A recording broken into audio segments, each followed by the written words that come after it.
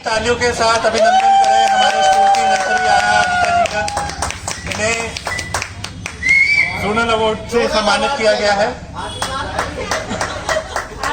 इसके बाद हम विज्ञान मेले में आगे चल रहे हैं। किसी भी चीज की शुरुआत योगा से करनी चाहिए। इसमें आप देख सकते हैं योगा के चक्र हैं और हमारे स्कूल के दो सबसे बड़े टीचर, सीनियर टीचर पद्मासन वज्रासन में बैठे हुए हैं। ये क्या है? कौन से आसन है? विशुद्धि, मणिपुर, इससे बता, हाँ, इससे क्या होता है बता सकते हैं? तो सर बता सकते हैं। देखिए, सबसे पहले हमने जो शुरुआत करी है अपने योगा में चक्रों से करी है। हम मानते हैं कि जिस इंसान के अंदर ये चक्र एक्टिव हो जाते हैं वो आत्मा, योग का जो मतलब ही यही है कि आत्मा को परमात्मा से मिलाना। अगर ये सातों चक्र एक्टिव है तो वो आत्मा परमात्मा से मिल जाती है, ठीक है।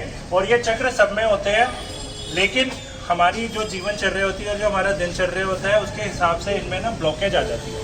जैसे जैसे हम योगा आसन का अभ्यास करते हैं, प्राणायाम का अभ्यास करते हैं, इन चक्रों में से जो अवरोध है वो दूर हो जाता है।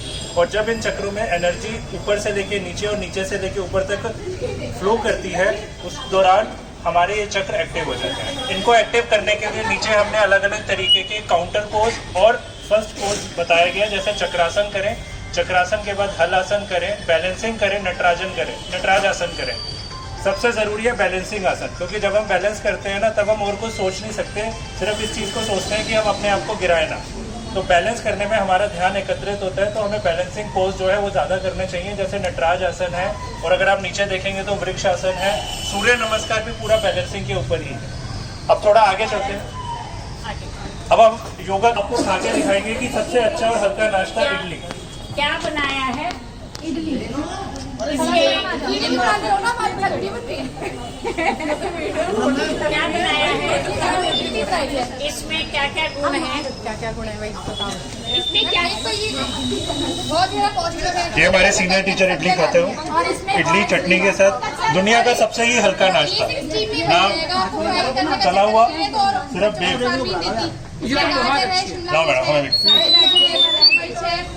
आप और चने की दाल डाल सकते हैं इसके अंदर। मैम को भी दे मैम आप बहुत ही अधिक। चलो मैं खा के देखती डाइजेस्ट भी जल्दी हो जाएगा, तो आप दोबारा जल्दी से खा के दोबारा आएंगे खाने के लिए। जरूर। बहुत अच्छा है, बहुत टेस्टी है। और सबसे बड़ी बात है कि मेरे लिए इसलिए ज़्यादा टेस्टी है क्योंकि इसमें मिर्च नहीं है।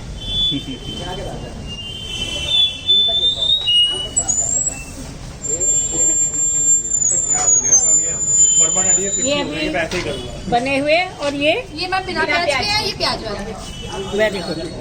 अच्छा, ये दोनों हर तरह के लोगों का ख्याल रखा है कि जो प्याज नहीं खाते वो बिना प्याज वाले ले ले, और जो प्याज खाते हैं बेटा खानी चाहिए प्याज सबको। प्याज वाली ज्यादा खाएं, कोरोना वायरस से भी बचोगे। हमारे यहाँ जैन मैडम भी हैं जो नहीं खाती हैं। जितना अगर आप प्याज लहसुन जैसी चीजें खाओगे उससे आपका बॉडी टेम्परेचर बढ़ेगा और कोरोना वायरस से आप बचोगे।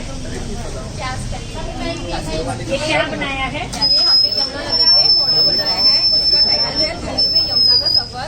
हम इसमें ये दिखा रहे हैं कि दिल्ली में यमुना जो है वो कहाँ से एंटर करती है, किस तरफ जाती है। तो दिल्ली में यमुना जो है वो पल्लव गांव से एंटर करती है और फिर वो आगे जाते हैं। ये सिग्नेचर ब्रिज है। इसके सिग्नेचर ब्रिज इसलिए बनाया गया था ताकि जो ट्रैफिक है वो थोड़ा कम हो सके, ज़्यादा जाम वाम ना लगे। उसके बाद जो आगे वाला ब्रिज है ये हमारा ये बहुत पुराना पुल है और जो है वो ट्रेन जाती है और ऊपर से जो है ट्रेन जाती है और नीचे से जो है वो गाड़ी जाती है। उसके बाद में आता है आई जाता है। ये भी इसीलिए बनाया गया था ताकि जो जाम वाम ना लगे, ट्रैफिक में ज़्यादा रश ना हो और पब्लिक को जो है वो ज़्यादा से ज़्यादा फैसिलिटीज मिल सके। देन यहाँ पे यमुना की थोड़ी सी उदाहरण की है कि यमुना का पानी जो है वो गंदा हो जाता है। दिल्ली में यमुना का 48 जो है वो पूरा सफर तय ऐसा है जो प्रदूषित पानी है। उसके बाद में वाटर प्लांट का काम है कि वो प्रदूषित पानी है उसको साफ करके लोगों के लिए उपयोग करने लायक बना सके। उसके बाद ये हमारा स्कूल है। और ये अक्षरधाम मंदिर है कि इसके साइड से यमुना जाती हुई दिल्ली से बिहार की तरफ जाती है। और यमुना को जो है वो रेड लाइन जो है वो कश्मीरी गेट से क्रॉस करती है और जो मेट्रो की जो ब्लू लाइन है वो यमुना बैंक से क्रॉस करती है। आपने क्या बनाया है? नमस्कार मैम, हमने बनाया है कि हमारे आसपास हमारे संसार में कितनी सारी शेड्स आकृतियाँ होती है कि हमारी घर में जैसे कि हल्ला है, यहाँ पे हमें रेक्टेंगल हर एक चीज मेट्रो का ट्रैक है, रोबो है, सब कुछ किसी न किसी शेड से बने हुए हैं। जैसे रोबो यहाँ पे हमारा क्यूबॉइड का यूज हुआ है, क्यूब का यूज हुआ है। ऐसे ही रोड्स जो होते हैं हमारे वो पैरेललोग्राम में होते हैं। और जैसे यहाँ पे हमारा सोलर पैनल है, ये भी रोम्बस की शेप में है। तो ये सब दिखाया है हमने हमारे आसपास। जैसे ये पिलर है, ये ट्रायंगुलर शेप में, ये ट्रायंगुलर शेप में इसलिए लिया जाता है क्योंकि प्रेस करने पर ये दबता नहीं है। बाकी सारी आकृतियाँ हैं जो कि दब जाती है, तो इसलिए ये ट्रायंगुलर शेप में बनाया जाता है। तो हम कनेक्ट करना चाहते हैं कि कैसे हमारे आसपास जो आकृतियाँ होती हैं हम उन्हें जान सके और उनको और अच्छा विजुलाइज कर सके कि हम कैसे कनेक्ट कर पाते हैं कि जो एक्चुअल में होती है वो हम किस तरीके से मॉडल में डाले खाने के लिए। यहाँ पे हमने क्यूबॉइड है हमारा, जिसमें हमने बताया है इसके कितने पीसेस होते हैं, कितने कोर हैं, थोड़ा सा अट्रैक्टिव एक्सप्रेस कर सकते हैं। और फिर हमारा कोन है जिसको शंकु कहते हैं, ट्यूब है जिसको घन कहते हैं, और सिलेंडर है जिसको बेलन आकार। इसका मतलब ये है कि दुनिया में जितनी भी चीजें हैं वो किसी न किसी आकृति में है। और से लेके पूरे पृथ्वी तक बिल्कुल। और हम बच्चों को ये चीज़ चीज़ों को सिखाते हैं कि दुनिया की कोई भी चीज़ जो अलग अलग आकृतियों में है तो वो कौन सी आकृति है, उसका नाम क्या है, हम ये अपने बच्चों को रिलेट करवाते हैं। जैसे मकड़ी का जाला छोटी से छोटी बिल्कुल मकड़ी का जाला हर घर में लगा होता है और मकड़ी का जाला हमारे शेप में है और वो शेप भी बच्चे समझ सकते हैं। नैनी नर्सरी का मॉडल है और इसके अंदर हमने बीजों का अंकुरण दिखाया है। इसमें ये बताया गया है कि छोटा बीज पानी, हवा और धूप की मदद से कैसे धीरे धीरे अंकुरित होता है, फिर उसके अंदर से टहनी और जड़ें निकलती हैं और अंत में वो एक पौधा बन जाता है। इसके अंदर हमने इस बात का ध्यान रखा है कि बच्चे जब इस मॉडल को देखें तो उन्हें ठीक तरह से पता चल जाए कि किस तरह से मिट्टी के अंदर हम बीज बोते हैं और उसके बाद धीरे धीरे वो बड़ा होकर पौधा बन जाता है।